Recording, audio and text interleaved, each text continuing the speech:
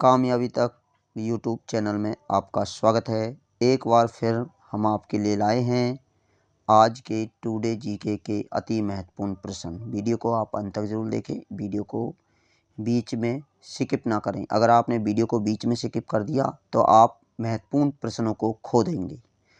तो प्रश्न है, पहला प्रश्न क्या है?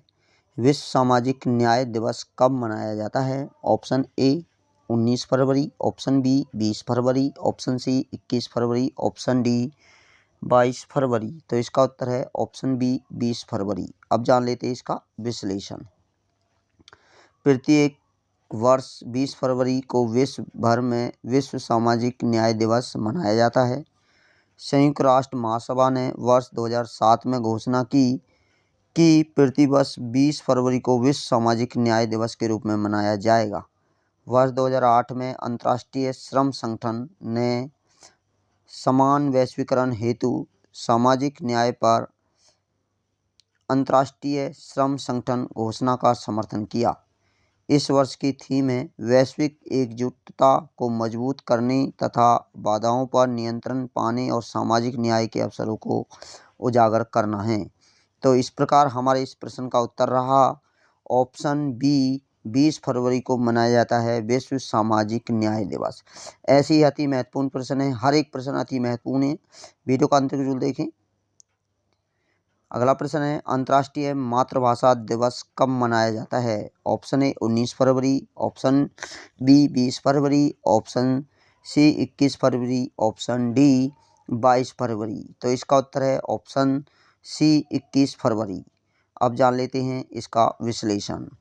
21 फरवरी 2023 को मनाए गए अंतर्राष्ट्रीय मातृभाषा दिवस के अवसर पर यह पता चला कि आधुनिकीकरण एवं वैश्वीकरण, विशेष रूप से शिक्षा की कमी के कारण भारत अपनी कई भाषाओं को खो रहा है।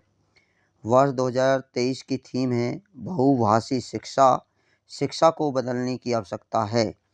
यूनेस्को ने वर्ष 1999 में 21 फरवरी को अंतर्राष्ट्रीय मातृभाषा दिवस के रूप में घोषित किया और वर्ष 2000 से संपूर्ण विश्व में यह दिवस मनाया जाता है।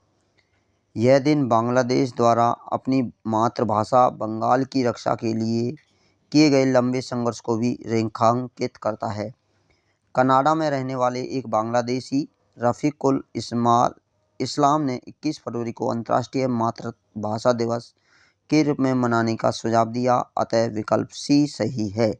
तो हमारे इस प्रश्न का उत्तर है ऑप्शन सी 21 फरवरी को अंतर्राष्ट्रीय मातृभाषा दिवस मनाया जाता है।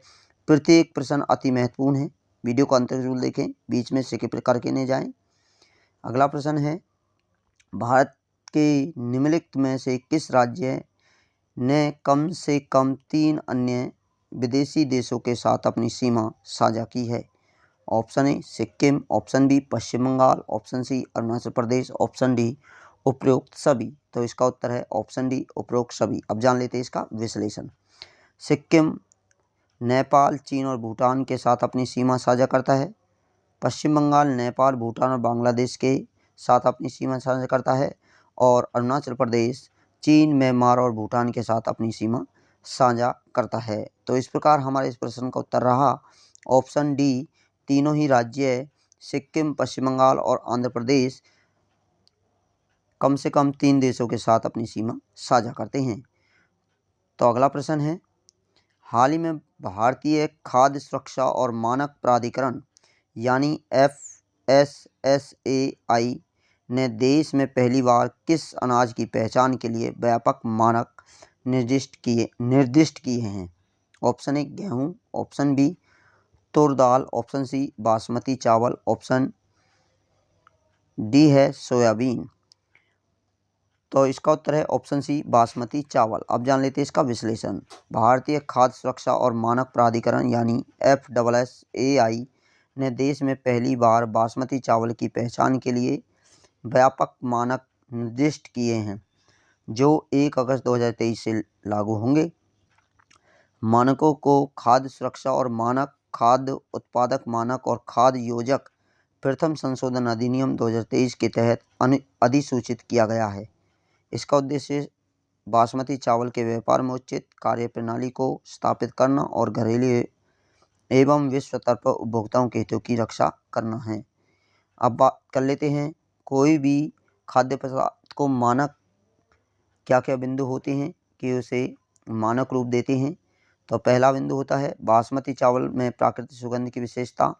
बासमती चावल में 2 एसिटाइल 1 पायरोलाइन नामक रसायन की उपस्थिति के कारण एक अनूठी सुगंध और स्वाद होता है। 2 यह कृत्रिम रंग चमक बढ़ाने वाले कारकों, पॉलिशिंग एजेंट्स और कृत्रिम सुगंध से मुक्त होने चाहिए। 3 इसके अलावा ये मानक बासमती चावल के पकने के बाद उसके औसत आकार और वृद्धि अनुपात, नमी की अधिकतम सीमा, अमाइलोज तत्व, यूरिक एसिड, क्षतिग्रस्त अनाज, अन्य गैर बासमती चावल की आकस्मिक उपस्थिति आदि को भी निर्दिष्ट करता है। तो इस प्रकार हमारे इस प्रश्न का उत्तर रहा ऑप्शन सी बासमती चावल। वीडियो को बीच में स्किप ना करें। यदि आपने वीडियो बीच में स्किप कर दी तो आप एक महत्वपूर्ण प्रश्नों को खो देंगे, तो इसलिए वीडियो को आप अंत तक जरूर देखें। तो अगला प्रश्न है, हाल ही में भारत और मिस्र के बीच संपन्न प्रथम संयुक्त सैन्य अभ्यास का नाम क्या है। Option A friendship 1, option B cyclone 1, option C SLINEX 1, option D इसमें से कोई नहीं। तो इसका उत्तर है ऑप्शन बी साइक्लोन 1। सभी प्रश्न अति महत्वपूर्ण हैं, एक से एक बड़ा प्रश्न है जो परीक्षा में पूछे जा सकते हैं। तो अब जान लेते हैं इसका विश्लेषण। भारत और मिस्र की सेनाओं के बीच अभ्यास साइक्लोन 1 14 जनवरी 2023 को राजस्थान के जैसलमेर में आरंभ हुआ। यह सैन्य अभ्यास दोनों देशों की सेनाओं के बीच पहला संयुक्त अभ्यास है। संयुक्त सैन्य अभ्यास से दोनों देशों की सेनाओं की संस्कृति और मानस को समझने में सहायता मिलेगी। इसके आधार पर सैन्य सहयोग तथा आपसी संचालन को बढ़ावा जा सकता है। इससे भारत और मिस्र के बीच राजनयिक रिश्ते भी मजबूत होंगे। तो हमारे इस प्रश्न का उत्तर रहा ऑप्शन बी साइक्लोन। पहला सैन्य अभ्यास भारत और मिस्र के बीच शुरू किया गया है, ऑप्शन सी साइक्लोन फर्स्ट। अगला प्रश्न है, हाल ही में सभी आदिवासियों को बुनियादी दस्तावेज प्रदान करने वाला देश का पहला जिला निम्नलिखित में से कौन सा है। Option A Wayanad Kerala, option B Tawang Manipur, option C Jamtara Jharkhand, option D Mandsaur Madhya Pradesh. तो इसका उत्तर है ऑप्शन ए वायनाड केरल। अब जान लेते हैं इसका विश्लेषण। केरल का वायनाड जिला सभी आदिवासियों को आधार कार्ड, राशन कार्ड, जन्म मृत्यु प्रमाण पत्र, चुनाव पहचान पत्र, बैंक खाते एवं स्वास्थ्य बीमा जैसे बुनियादी दस्तावेज तथा सुविधाएं प्रदान करने वाला देश का पहला जिला बन गया है। बुनियादी दस्तावेजों के अलावा अन्य सेवाएं जैसे आय प्रमाण पत्र, स्वामित्व प्रमाण पत्र, आयु प्रमाण पत्र और नई पेंशन हेतु आवेदन पत्र भी प्रदान किए गए हैं। तो हमारे इस प्रश्न का उत्तर है ऑप्शन ए वायनाड केरल, जो आदिवासियों को बुनियादी दस्तावेज प्राप्त देने वाला पहला जिला बना है। सभी प्रश्न अति महत्वपूर्ण हैं, वीडियो को बीच में स्किप न करें, मजा आने वाला है बिल्कुल। अगला प्रश्न होता है, संयुक्त राष्ट्र सुरक्षा परिषद यानी यूएनएससी में 5 स्थायी सदस्य होते हैं और शेष 10 सदस्यों का चुनाव कितनी अवधि के लिए महासभा द्वारा किया जाता है। ऑप्शन 1 वर्ष, ऑप्शन बी 2 वर्ष, ऑप्शन सी 3 वर्ष, ऑप्शन डी 5 वर्ष। तो इसका उत्तर है ऑप्शन बी 2 वर्ष। अब जान लेते हैं इसका विश्लेषण। सुरक्षा परिषद की स्थापना 1945 में संयुक्त राष्ट्र द्वारा की गई। यह संयुक्त राष्ट्र के 6 प्रमुख अंगों में से एक है। संयुक्त राष्ट्र के अन्य 5 अंग हैं महासभा, ट्रस्टीशिप काउंसिलिंग, आर्थिक और सामाजिक परिषद, अंतर्राष्ट्रीय न्यायालय और सचिवालय। संयुक्त राष्ट्र सुरक्षा परिषद अंतर्राष्ट्रीय शांति और सुरक्षा बनाए रखने के जनादेश के साथ वैश्विक बहुपक्षवाद का केंद्र बिंदु है। यूएनएससी का गठन 15 सदस्यों जिसमें से 5 स्थायी और 10 गैर स्थायी द्वारा किया गया है। सुरक्षा परिषद के 5 स्थायी सदस्य हैं अमेरिका, ब्रिटेन, फ्रांस, रूस और चीन। गौरतलब है कि इन 27 सदस्य देशों के अलावा 10 अन्य देश को 2 वर्ष की अवधि के लिए असतत सदस्य के रूप में सुरक्षा परिषद में शामिल किया जाता है। जनवरी 2021 में भारत ने 8वीं बार यूएनएससी की अस्थायी सदस्यता ग्रहण की। तो इस प्रकार हमारे इस प्रश्न का उत्तर रहा ऑप्शन बी 2 वर्ष। अगला प्रश्न है, सिक्योर हिमालय परियोजना की शुरुआत किस वर्ष की गई? Option A 2018, option B 2020, option C 2017, option D 2016। तो इसका उत्तर है ऑप्शन सी 2017। अब जान लेते हैं इसका विश्लेषण। हाल ही में याया तसो झील को चुमाथांग गांव की पंचायत जैव विविधता प्रबंधन समिति ने सिक्योर हिमालय परियोजना के साथ मिलकर जैव विविधता अधिनियम के तहत लद्दाख का पहला जैव विविधता विरासत स्थल घोषित किया है।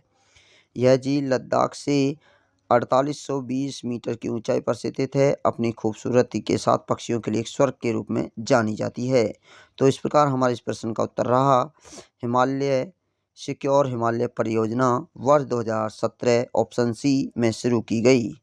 अगला प्रश्न है, खाड़ी सहयोग परिषद में निम्नलिखित में से कौन सा देश शामिल नहीं है? Option A Saudi Arab, option B Kuwait, option D C है कतर, ऑप्शन डी है इराक। तो इसका उत्तर है ऑप्शन डी इराक। इराक खाड़ी सहयोग परिषद का सदस्य नहीं है। अब जान लेते हैं इसका विश्लेषण। खाड़ी सहयोग परिषद क्षेत्र के 6 देश सऊदी अरब, संयुक्त अरब अमीरात, कतर, कुवैत, ओमान और बहरीन एक संघ है। इस परिषद के सदस्य भारत के सबसे व्यापारिक भागीदारी हैं। यह सदस्यों के बीच आर्थिक सुरक्षा, सांस्कृतिक और सामाजिक सहयोग को बढ़ावा देने के लिए वर्ष 1981 में स्थापित किया गया था तथा सहयोग एवं क्षेत्रीय मामलों पर चर्चा करने के लिए हर साल शिखर सम्मेलन आयोजित किया जाता है। तो इस प्रकार हमारे इस प्रश्न का उत्तर रहा ऑप्शन डी इराक खाड़ी सहयोग परिषद का सदस्य नहीं है। वीडियो अच्छी लगी हो तो वीडियो को लाइक करें। हमारे चैनल पर नए हैं तो जल्दी से सब्सक्राइब करें, क्योंकि हम आपकी परीक्षा के पॉइंट ऑफ व्यू से अति महत्वपूर्ण प्रश्न लाते रहते हैं। फिर मिलेंगे हम आपको और नए प्रश्नों के साथ जो आपकी परीक्षा में कहीं ना कहीं इर्द गिर्द घूमते रहते हैं या आते हैं। वीडियो अच्छी लगी हो तो वीडियो को लाइक करें, शेयर करें। हमारे चैनल पर नए हैं तो सब्सक्राइब करें, बेल आइकन को जल्द दबा दें। जय हिंद।